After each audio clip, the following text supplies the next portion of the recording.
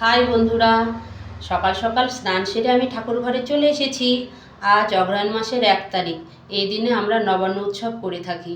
নবান্নতে এই দেখো 9 রকমের ফল, নতুন চাল, এই যে আতপ চাল ভিজিয়ে রেখেছিলাম, নতুন নতুন সব ফল দিয়ে আজ এই যে চাল কলা সব মেখে ঠাকুর ঘরে আরও তুলসী তলায় ঘরে ঘরে সব আমাদেরকে দিতে হয়। আবার নবান্নতে কি আনন্দ হয়, সব লোকজন বাড়িতে আসে, 9 রকমের রান্না করে আমরা খাই, খুব মজা।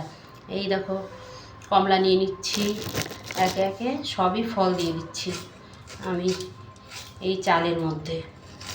এই যে এইভাবে ছোট ছোট করে কেটে সুন্দর করে মেখে তারপরে সব কলা পাতা করে ঠাকুর ঘরে, তারপরে ঘরে ঘরে তুলসী তলায় সব জায়গায় দিতে হয়, জমিতে দিতে হয়, গঙ্গা দেবীকে দিতে হয়, কাককে নিমন্ত্রণ করতে হয়, কাককে দিতে হয়। এই দেখো নতুন গুড় নিয়ে এসছে, নতুন গুড় দিয়ে দিচ্ছি এর মধ্যে, ঝিরি ঝিরি করে কেটে নিচ্ছি আমি। আমার তো খুব মজা হয় নবান্ন উৎসবে, খুব ভালো লাগে, কি আনন্দ। দেখো আমি সব ঝিরি ঝিরি করে কেটে নিই। যে আপেল,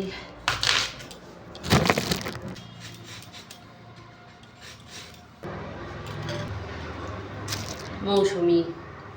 নবান্ন মানেই নতুন নতুন জিনিস দিয়ে ঠাকুরকেও দিতে হয়, নতুন নতুন ফল দিয়ে আবার আমাদেরকে নতুন নতুন সব জিনিস রান্না করে খেতে হয়। এটাই হলো নবান্ন।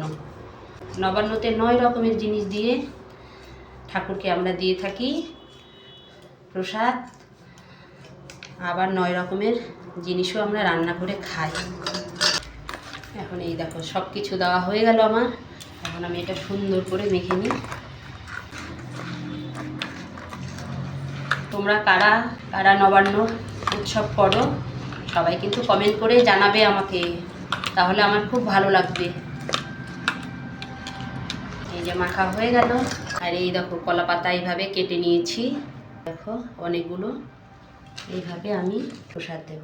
এই দেখো এইভাবে তুলসী পাতা দিয়ে ঠাকুরকে নিবেদন করতে হয়। এই দেখো আমরা এইভাবে নবান্ন উৎসব করে থাকি। টাটা, বাই বাই বন্ধুরা, সবাই খুব ভালো থেকো। এর পরের ভিডিওতে আবার দেখা হবে।